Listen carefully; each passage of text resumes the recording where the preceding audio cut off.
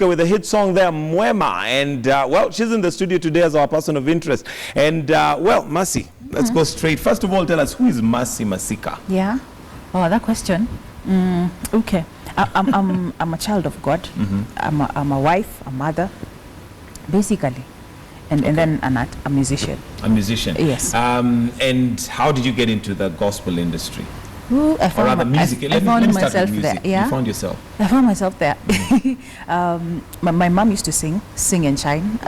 So then my dad they used to travel a lot preaching. So I found myself singing. Mama would play the guitar with my elder sister would sing, and I loved it. And along tukaendelea tu hivyo. Na ukajipata uko humo nikajipata mimi ni muibi. Fantastic. But before you go into all that, maybe just to know where you grew up. Did you grow up in Nairobi, up country? Where did you grow up? I found myself in Nairobi when I opened my eyes. But we started at Embu, then Nairobi, then Machakos. Opening your eyes here, meaning when you understood what life is all about and where you are. Yes. How old were you? We came to Nairobi when I was 4. 88. Yeah, I was 4. And what do you remember about, now after you came into the city, Nairobi? Nairobi, I only remember, Sarit Center, the places my dad used to take us. It was known as city within a city. Oh, I don't even know. So my dad used to take us there on weekends, we'd ride on those Izo Magari, the games for kids. That's only what I remember. And then I remember going on KBC. Yeah, and then going to some meetings, which I think were Teresia Wairimu's meetings. Okay. My dad would go and preach, those kind of things. Yeah, those are the ones I remember. Which school did you attend? Lavington Primary. Okay. Yeah. But that was lower primary before we went back to Machakos. Also, at some point you moved back to Machakos. Yeah, Yeah, there were teachers, so. Okay. Oh, yeah, teachers, especially with the transfers. So we went to Masika Township. After Masika Township, I went to JK Atine. After JK Atine, I went to Kamodada boarding in Embu. After Kamodada, I went to Machakos Primary. Wow, so you've been to quite a number of schools. Yeah. What is it that you remember out of your primary school days with fond memories, especially now that you transcended so many?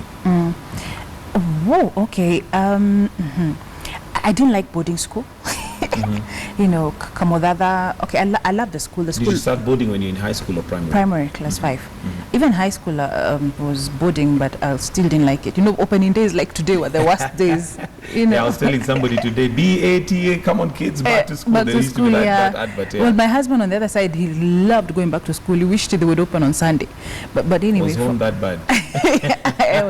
Maybe. So anyway, the memories I have is I think singing in school and preaching, and then having meetings in school and praying for people to get healed, and people get spirit filled, just by us praying with them. Okay. In primary school, I think that's what I remember, and then singing the assemblies. Yeah, I was kind of a good girl, so I don't have bad memories. Really? Okay. Now there is this notion that most pastors, PKs, normally, first of all, even when they come back maybe to God and all that, they first of all rebel. Sometimes because of the kind of lifestyles that they see around them. Is this true, and was this for you the case? For me, no. I think my parents modeled a good Jesus. They tried to balance, the ministry and then I loved ministry. There's a way I loved being out there to sing. So I never rebelled as such, and even if I did, it was very little. I'd probably get a different story from your parents. They would give you the same story. Okay. They would give you the same. Thank God they're not watching. I didn't call them anyway. So I was a good girl throughout. I didn't rebel. Okay. So it's by the grace of God. I can't say I was good. Yeah, but my dad beat me up. There's a time I was like, why do you keep beating me up more than the others? He said, him who loveth, he's chastiseth. I don't know. That's the scripture for that. Yes, so he was a bit strict with me. And are you the last born? I'm the second born. Second born. Out of 4. Out of 4. Okay, brothers, sisters? 3 girls, 1 boy. Okay. The last and who's the first born? A boy? A girl. The boy is the last. Okay. He sings. Oh, wow. Dio. Okay. We're doing a collabo. Oh, nice. Is that coming out soon? Yeah, this year. All right, fantastic. Now, before we come to the singing and all that, now still on your life, at what point did you realize that you're a minister or that this was your calling? Because as a pastor's kid, there are times you kind of go with the flow. You go to church because, you know, I mean, that's the thing that is done and that's a tradition. But is there a point that came and you thought, wait, for me, for myself, this is the point I need to, you know, have my relationship with God right? I think when I was 12, because that's when I remember, you know, Katoloni. You've heard of Katoloni? Yes, at the prayer center where guys go. People don't know what they are telling them. It's a prayer center in Machakos. Center, you know, it's a center in Machakos. So I think when I was 12 is when I started going to Katoloni. At 12? Yes. Whoa. Now, for anybody who might not know what Cataloni is, it's a place where you literally just go and stay away from everybody else for prayer. At 12, that was very young. And actually, this is the time when Cataloni is full. January, you know, you start. Oh, yes, you with fast. Resolutions. Yes, And, yes, the year. You begin with God. Yes. So, so that I find myself worshiping and just, you know, loving God. So I think that's when I really, you know, was into God, reading my Bible, that sort of thing. Yes. And your parents allowed you to go there? Were you like going there just for the day? Because I know there are people who go there and literally spend days, weeks, I'd do months. I'd do a weekend. My parents were I think they trusted me. Because I look at some of the things they allowed me to do, it was really trusting me. Yeah, so, yeah. Okay, and I guess you never betrayed that trust. No, I didn't. Okay, so at 12 by the grace of God. By the grace of God. Yes. So by 12, you're already on this spiritual journey where you felt that you had this relation, and this must have been a special relationship with God, really, for you to go to Catalonia at 12. I think the worship part, you know, I remember I used to pick Rod Kennelly's CDs, Alvin Slaughter at the time, you know, Don Moen, and do a whole worship service every day after school. And I'd cry, and I didn't even understand why I'm crying, but I knew there was a higher power.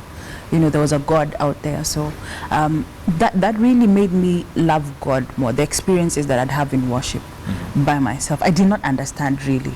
But now I see this was God. I think it was God, you know, out of the mouths of babes, you know, he'll get his praise. Yeah. Wonderful. And then when you were a child, I'm sure you probably never thought you'd be a musician, you know, as a career. And we'll probably talk about whether there are other things you're doing apart from just music. But what did you dream of becoming? Musician. Really? I used to want to be a bishop. I used to keep telling them I'm going to be a bishop. So. And is that dream still there? I mean, it's not too late. I'm waiting for the call. I'm not in a hurry. Okay. Yeah. When God speaks with thunder and lightning, I'll know it's time to be a pastor. Okay. But I felt music was just the way. Was your line. Okay. And then how did you start now getting into the musical industry? At 11, I did an album. It was a tape, cassette. You remember?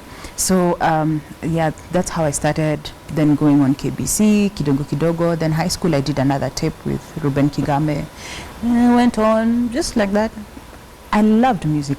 I think I knew that this is what God had for me. Okay. Yeah. Okay. Now, let's talk about your parents and how they molded you for you to, because you've talked about them trusting you and, you know, giving you opportunities that possibly many 12-year-olds, 13, 14 would not have. How did that help you in who you are today?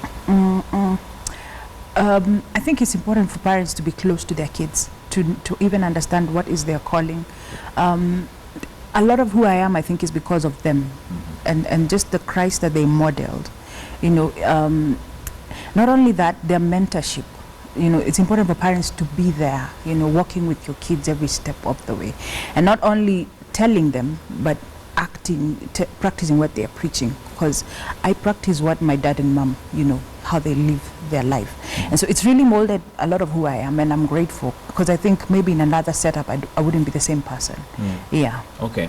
Was your dad a teacher in Nairobi school? Oh, he was? Oh, my goodness. Yeah. You were in Nairobi school? Yes, I was in Nairobi school. Why He was one of my Barbie? teachers. No. And I'll never forget a sermon that he preached one day. Yeah. I even remember the title to this day. Wow. It was called Tembea na Kenya Hombea. Ati? Now, you do know how That one I've never heard. students have a way of taking, what did I call it, taking the mickey out of their teacher. Yeah. And Mr. Masika, it was Tembea na Kenya Mpya. Oh. But I think he had this cow accent. Okay. Yes, so he would say Tembea na Kenya Hombea. So I've now forgotten to this day. All it was, just to give you a brief of it, and maybe you can remind him, he was talking about a bus that had the wheels removed. You know, an old bus when it's completely beaten up, imekelewa mawe, but it was written Tembea na Kenya Mpya. And he was saying many of us are empty shells, like that bus, yet we are written Tembea na Kenya Mpya, but we cannot walk, you cannot move. So anyway, I'll give you the full sermon. The best part is most of the people, when I meet them, they tell me they remember the sermon because you used to preach in universities, had the big car, the stories. Oh, yes. So Kenyans like stories. No, we love stories. We love stories. And I guess he was a very good communicator. For me to remember this, Yeah. I'll not tell you how many years it is. Yeah, but that's it his is strength, many. communication. It is very, very many. Yeah. So anyway, your mom, how is she an influence to you? Like I said, she sang the signature tune for Sing and Shine. So she's one who wrote most of my songs when I was really small. You know, the first album, it was an English album. It was called Nobody Like Jesus. And you know, the second one, Roses Will Bloom Again. She was really the one who, you know, molded me and taught me how to practice. And You know, mentored that's, you. yeah. Okay. Yeah. Do you remember the signature tune for Sing and Shine? Maybe you could sing it for us. I'll sing and shine. I don't remember because I in Canaan land, I'll sing and shine.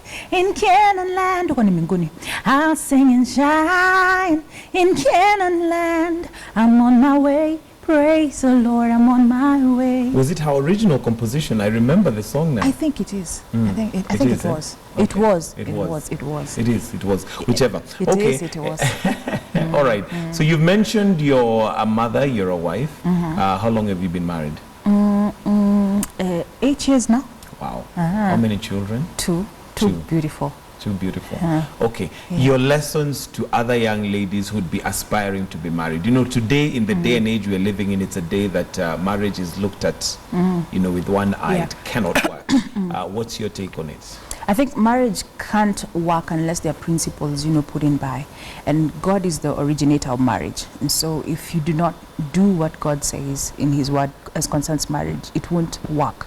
You know, there's no shortcut to it. It has to be the way the Bible says it, the originator of marriage says it. So if he says, wives submit to your husbands, then it's wives submit to your husbands. And it's not submission. I think for a lot of girls who are, because for me, you know, until Pastor Kathy told me what submission is, I didn't get it. It depressed me at first when I got married, because I'm thinking submission is really putting me down, but it doesn't. It means you with all your brains, and you know, like Christ did, with all who he was, he came down on earth and died, you know, and it means the same thing. Me being all that I am, so intelligent. So all You don't say. yes, He just Kamalajigamba, mentioned. He doesn't- you know, with being all, just submitting is just being like Christ. Submitting is of God. It's not oppression, like, you know, most of us think. We have to follow Christ's example, and so submission is not oppression. It's just the will of God. Break it down for somebody who may not understand, because when you talk about all who Christ was and he came down, but now bring it to practical life today. How does a woman submit without necessarily feeling like she's disadvantaged? It's just obedience, you know, that sort of thing. Like if we have an argument with my husband and we disagree, he will have his way. We will go with his way. Why? Because he's the head, that sort of thing. But of course, it has to be within God. There's nothing you'll Within do. God's limits. Yes, within the Word of God. Because if it's something outside the Word of God, you know, like there are different kinds of situations that are outside the Word of God. Like I forget the word of that. So, but then it has to be within the Word of God. But then if it's something on money, on what to do with this and that, you know, you just. I watched War Room. You know, you fight a lot of these battles with prayer, and really you can't quite change if you don't agree. You can't change with fights. It's more on prayer. Okay. Yeah. All right. Let's now talk about your musical career, and we'll play some of your songs as we go along. But now you are singing. Many of us do sing in Sunday school, but at what point did it tipple over and you thought, okay, this is now literally not just singing another song, but it is now a time for ministry? Or there's no clear line on that? There's no clear line. I think I knew I was kind of, you know, shigede, serious. I wanted to be Benny Hinn, you know, from when I was young. So it was Bishop Massey. yes. I think I knew ministry from when I was really small. Yeah, like I said, when I was 12. Okay. Yeah. Okay. And now the music industry and getting into music, how did you hone your skills? Because it's one thing to be a good musician. You Yeah. can have a good voice, but that voice needs to be reined. It needs to Yeah. be trained. It needs to be worked on. I used to do keshas when I was in high school, trying to practice something that I can't get, in terms of, I used to like the Black American kind of songs, so they used to challenge. I used to feel something over here. It's not kegoashe, it's just Something. a challenge. Which is a kindoma. That it was a kindoma. It's a challenge. So I used to go keshas, Funny enough, that's how I think high school is when I really perfected my art. Yeah. Okay. Your message, okay, we'll come to that. But now in terms of you being a gospel musician, we have so many people, I mean, I could quote even the likes of Whitney Houston, who started in church, but with time, when the gift seems to be coming to the surface, it's kind of overshadows what started it off. How have you managed to keep yourself within gospel? I think after campus, because when I was in campus, I was in Daystar, there are a lot of people that we used to sing with who, seemed to do well. We used to sing gospel together, and then along the way they went different ways. And there was a time I thought they were doing much better than I am, because now all of a sudden they have money, they're doing well, they're going outside the country. Mimi bado ni koroko. Koroko. I'm just going around churches, and I think my father was there for me to encourage me that some people go, this is what he told me, you'll watch some people go so fast up, they'll go really fast, wakupite, waenda tu pole pole. But then along the way, because they're going the wrong way, it's like a cartoon. You know how someone goes quite up, the cartoons go up quickly and then they come down, shoo, that sort of thing. So he told me, just walk your race. Walk with God. It may not be easy, you may not be a millionaire very fast, but remain faithful to the call. I think there was a particular time the challenge was like, okay, what is this? My friends are doing really well and I'm really not doing well, in terms of finances, singing my gospel. So, but remaining consistent. Our God is faithful. It may take time sometimes when you're being faithful, but it pays off. It pays off. Yeah. All right. I want us to play one of your songs now, and when we come back, we want to look at challenges. I know you've given us this picture of Masika has been a good girl all through. That's a good picture. She has maintained, but there must be at some point where Masika thought, you know what, this is it, and I forgot. I shall shake you until we remember it. So we'll have a song by Masika. Na ndio ina hit. Ndio ina hit siku hizi. Sasa now. By the way, dark chicks have not felt pretty in this country, because light chicks seem to be the ones people think are pretty. Really, for a long time I thought I wasn't pretty. For a long time, really? At what point was this that you thought you when weren't I pretty? was a teenager? How did that affect you? It did. How? I don't know. It did. Are there times you ever suffered with low self-esteem? Not really. Not really. But really, I didn't have a boyfriend in high school. Sometimes I think it's because I thought I wasn't pretty. I don't know. Really, because I was dark. So I think when I grew up is when I realized, I'm it. And you settled it. Yeah. Like a tortoise, you're comfortable in your shell. Sorry? And like a tortoise, you are comfortable in your shell. Yes. Okay, now let's talk about the challenges maybe you've gone through. We've had the good side of Masika, who's this girl who, grew up in church and even went to Catalonia. Are there days you are a rebel? There are days, you felt that this walk with God or even listening to your parents is a challenge?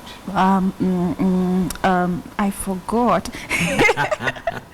But what do I say?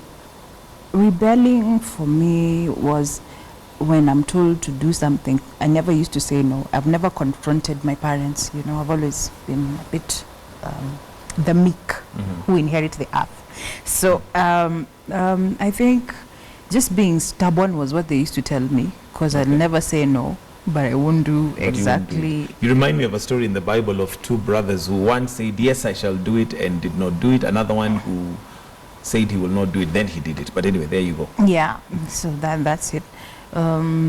What is it? I don't know. I think introvert, being shy, because I'm still shy. You are? Yeah. Okay, so how do you manage to sing these songs in front of all these cameras? But now I think the shyness disappeared as I've grown up. But I think being an introvert was what really... Timekeeping is also something I'm working on. I'm I shall say nothing about that. Recently, I got late for a burial, and it was a New Year resolution. I won't be late. That you'll not be late. Yeah. Yeah. What makes you late though? Is it waking up late? Is it just My daddy not- used to tell me, I'm never in a hurry. Yeah, which is true. Okay. I'm never, You're never in a hurry. I'm not from coast, but when I get to something, I want to enjoy, you know, so then I think I'm just never in a hurry. And then he used to tell me, sishtukangi. You see, if there's a bomb here, I won't shtuka kwanza. I'll be, You'll be like, oh, that's a bomb. Sister tukimbie.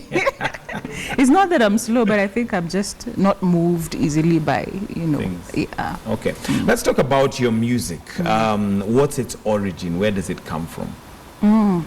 From the Word of God. Emphasis is on the Word of God, because I know the Word of God is powerful than any story, than any other name. The Bible says God has exalted His Word above His name. So I value so much the Word of God. I know the Word has power, you know, to do things that I cannot do. So if I give people the Word, it will transform them.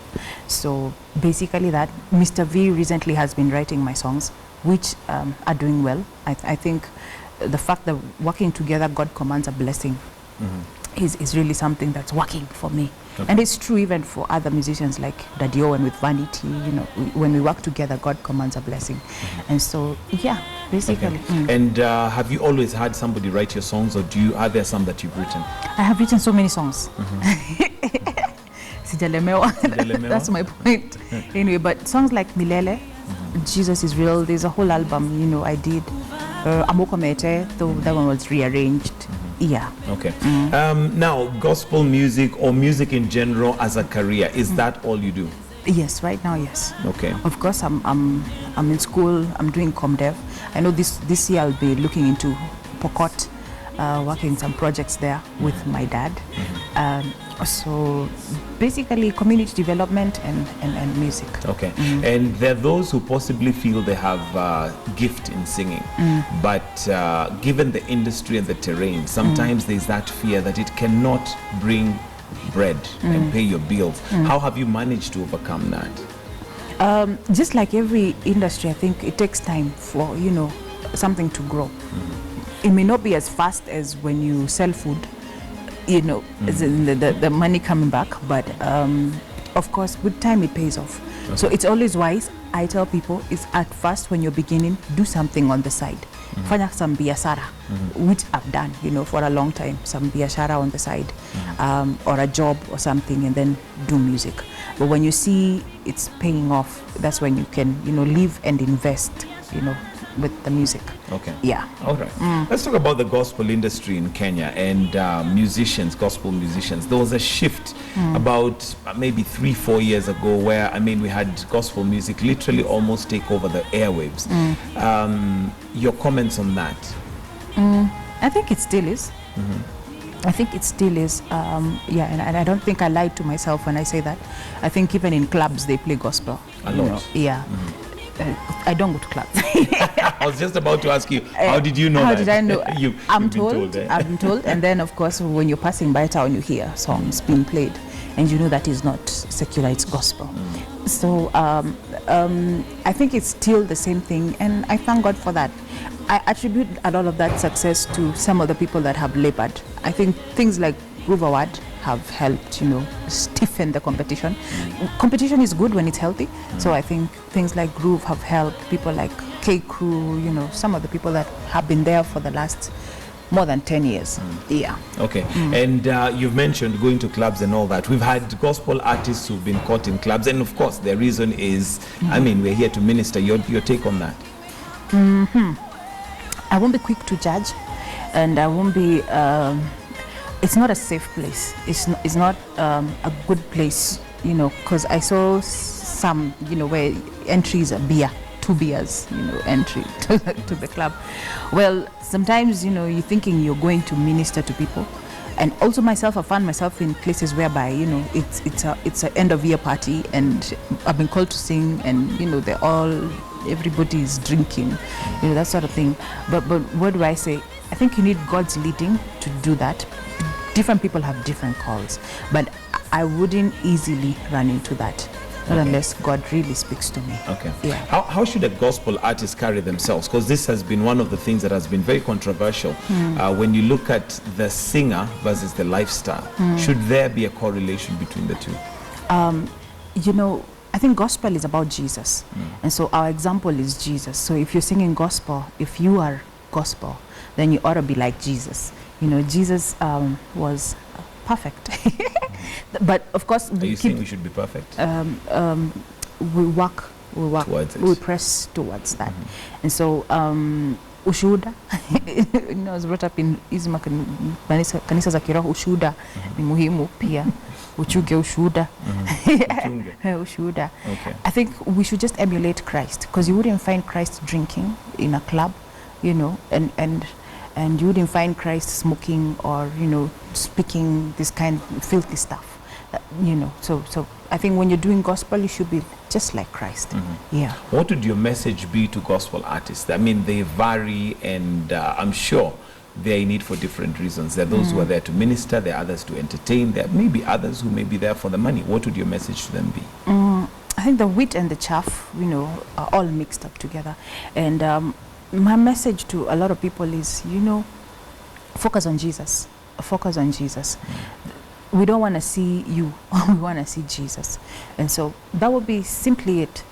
You know, set your eyes on God and let's see God in you. There are different people. Of course, there still will be different people, because the wheat and the chaff, the kingdom of God is about the wheat and the chaff, and it all be separated.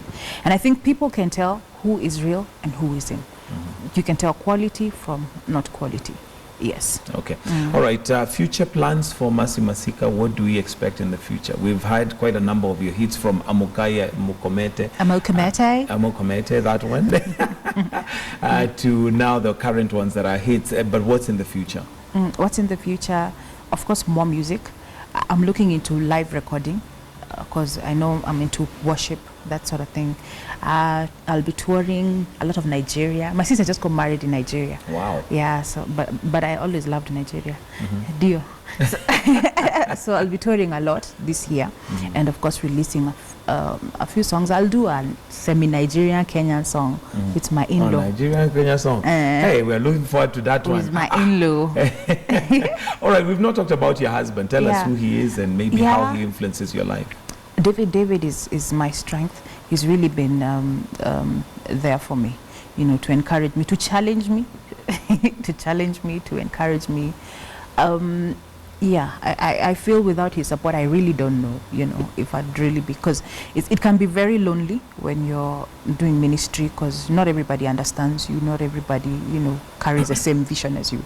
So he is that one person who totally understands where I am, and, you know, and supports me. Yeah, fully. Right. Okay, thank you, Masika, for joining us in the studio today. I'm told that time is up. Let me just read some of the comments that are coming through quickly before we go to another one of your songs. Yes. I know if it was Friday where we have requests, I'm sure there would be quite a number. Yeah. Tell us more about her husband, because he keeps talking of her and her dad.